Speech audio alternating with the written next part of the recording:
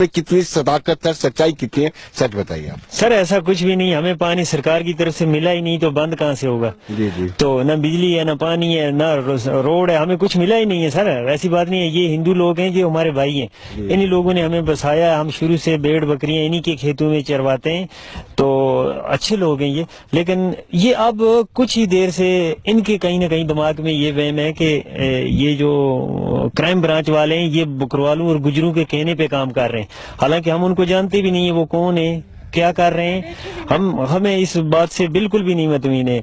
तो अब ये बातें फैलाई जा रही हैं कि हम ये करेंगे, वो करेंगे। हिंदू कह रहे हैं कि ऐसा है नहीं है, कुछ भी अफवाह है कि हिंदू कह रहे हैं कि हम गुजरात जैसी हालात बनाएंगे, तो मुसलमान कह रहे हैं कि हम पाकिस्तान जिंदाबाद कह रहे हैं। ऐसा कुछ भी नहीं है सर, ना हमें कुछ मिला कहीं किसी से, तो ना कहीं इनसे कोई दुख है। सिर्फ इतने हम जरूर कहेंगे आपके इस चैनल के माध्यम से कि जो असली गुनाहगार है सर, उसको सजा मिलनी चाहिए, वो भी कानून के दायरे में। ये नहीं कहेंगे हम कि आप हमें दे दो, हम खुद काट के उसको ये करेंगे, ऐसा नहीं है ना, हम ऐसा कुछ चाहते हैं। देखिए, हमारी हिंदू एकता मंच के जो लोग हैं उनसे भी बातचीत हुई, वो भी कहते हैं कि इस परिवार को पूरा इंसाफ मिलना चाहिए जी, और साथ साथ वो ये भी कहते हैं कि सीबीआई की इंक्वायरी क्यों नहीं करवा देते। सर हमने जो शुरू में हमारे लोगों ने प्रोटेस्ट किया था, हमने भी यही कहा था कि सीबीआई इंक्वायरी होनी चाहिए।